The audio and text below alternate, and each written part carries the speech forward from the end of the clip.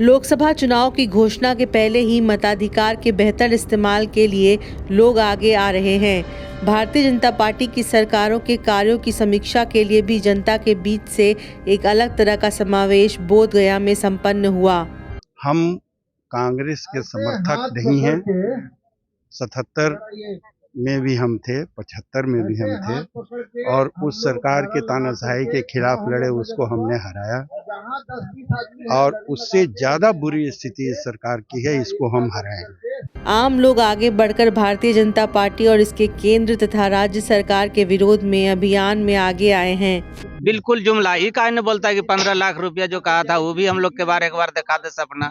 बोधगया के पूर्व से बहने वाली निरंजन नदी के तट पर बकरोड़ मैदान रविवार को स्त्री पुरुषों का एक आयोजन हुआ। सैकड़ों की संख्या में स्त्री पुरुष इस समावेश में शामिल हुए। गया जिला के 5 प्रखंडों और नवादा के रजौली से स्त्री पुरुषों का ये समावेश था। इस समावेश का बैनर दिया गया था जनतंत्र सद्भावना समावेश। लोकतांत्रिक राष्ट्र निर्माण अभियान और भारत जोड़ो अभियान के संयुक्त तत्वाधान में 25 फरवरी 2024 को बोधगया के बकरौर मैदान में जनतंत्र सद्भावना समावेश संपन्न हुआ। आगामी लोकसभा चुनाव में अलोकतांत्रिक, सांप्रदायिक और जन विरोधी मोदी सरकार को परास्त करने के लिए जनता के स्तर पर स्ट्रैटेजी बनाई गई। लोकतांत्रिक राष्ट्र के निर्माण की दिशा में देश को ले जाना। इस समावेश में गया जिले के बोधगया, मोहनपुर, डोभी, शेरघाटी, बाराचट्टी, गुरपा, फतेहपुर में स्त्री पुरुषों ने आकर भाग लिया। तानाशाही को समाप्त करने के लिए और जो तरह तरह के टैक्स लिए जा रहे हैं, लोगों के आवाज जिस ढंग से बंद किए जा रहे हैं, जिस ढंग से संविधान आज खतरे में है, प्रजातंत्र का कोई जो है मतलब नहीं दिखता है। समावेश के आयोजन मजदूर किसान समिति और जनमुक्ति संघर्ष वाहिनी ने किया। 4 दशकों से छात्र युवा संघर्ष वाहिनी द्वारा संचालित बोधगया भूमि मुक्ति आंदोलन का यह ऐतिहासिक क्षेत्र था, जिसका संचालन 1974 आंदोलन के वरिष्ठ नेता सीए प्रियदर्शी ने किया। और आज फिर से उसी कानून के रहते हुए जनतंत्र पर खतरा है। तो ये सभा केवल हमारे यहाँ जुटे हुए लोगों का उद्देश्य नहीं है, ये मतलब जगे हुए लोगों का एक गान है कि नरेंद्र मोदी को आने देना नहीं है। और इसके लिए फोरम है लोकतांत्रिक राष्ट्र निर्माण अभियान, भारत जोड़ो अभियान। इन दोनों फोरम को यहाँ की मजदूर किसान समिति और उसको साथ देने वाली जनमुक्ति संघर्ष वाहिनी ने सहयोग किया, सभा आयोजित किया। और भारत जोड़ो अभियान के प्रांतीय संयोजन ऋषि रंजन ने कहा कि देश में किसानों का एक बड़ा आंदोलन चल रहा है। वो बहुत सारी ऐसी बातें गिना रहे हैं मोदी जी, और बातों का उसके पीछे जो सच्चाई है वो जानना जरूरी है।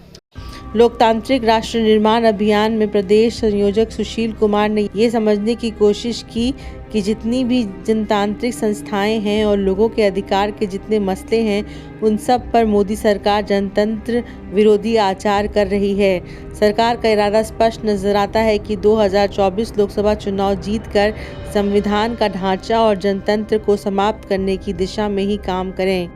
रामायण में कहा गया है, दैहिक दैविक भौतिक तापा, राम राज नहीं काहू ही व्यापा। ये राम राज्य है, वो राम राज्य दूर दूर तक दूरबीन से भी देखने पर कहीं पता नहीं। तो राम राज्य की परिकल्पना बिल्कुल झूठी है। फादर आंटो ने कहा कि 80 करोड़ जनता को 5 किलो राशन देने को ये सरकार अपनी उपलब्धि मानकर वोट बटोरना चाहती है। ये राशन पाने का अधिकार तो पिछली यूपीए सरकार ने ही फूड सिक्योरिटी एक्ट के तहत दे दिया था। अनाज तो दे रहा है 5 किलो, तो हम लोग का 4 किलो मिल रहा है।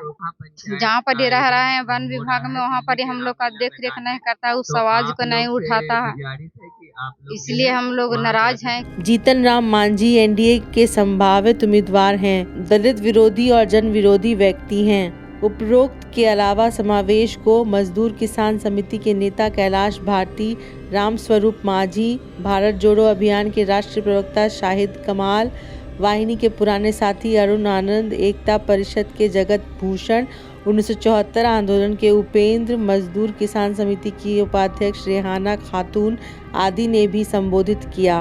तमाम जो सरकारी स्कीमें हैं वो कोई मोदी जी कहीं से पैसा लाते हैं क्या? वो तो हम आप टैक्स देते हैं, जो रोज सामान खरीदते हैं, साबुन, तेल, तमाम तरह की चीज, उन तमाम तरह की चीजों पर जो टैक्स लगता है, हम उस टैक्स के जरिए फिर वो हमको जो देते हैं वो और उस पर अपना फोटो भी चमका लेते हैं। जनमुक्ति संघर्ष वाहिनी के प्रदेश संयोजक मणिलाल के साथ सभा में उपस्थित सभी लोगों ने एक प्रस्ताव को संकल्प की तरह दोहराया। ये समावेश आगामी लोकसभा चुनाव में सांप्रदायिक, विभेदकारी और जन विरोधी भाजपा को परास्त करने के संकल्प लेती है। जो भी जनता से उन्होंने वादा किया था भय, भूख, भ्रष्टाचार मिटाने का, उन्होंने कोई नहीं किया और बाद में उन्होंने बातें बनानी, झूठ बोलना और जनता को दिग्भ्रमित कर अपने 2014 से अभी तक वो सत्ता में बने रहे हैं और आगे बढ़ने के लिए वह ये सब तरकीब कर रहे हैं, लेकिन जनता अंत में उनके भुलावे में नहीं आना चाह रही है और जो मूल समस्या है जनता की, उस पर मोदी सरकार का कोई ध्यान नहीं है। समावेश में मोदी हटाओ देश बचाओ का नारा गूंजता रहा। इस आयोजन में अतिथि करने वाले संगठन मजदूर किसान समिति के अध्यक्ष के वक्तव्य के साथ वहां मौजूद सभी लोगों ने आपस में हाथ जोड़कर और हाथ उठाकर समापन किया। मोदी हटाओ देश बचाओ, मोदी हटाओ संविधान बचाओ, जीतेगा इंडिया, जीतेगा इंडिया। लोकतंत्र के हत्यारों, साओ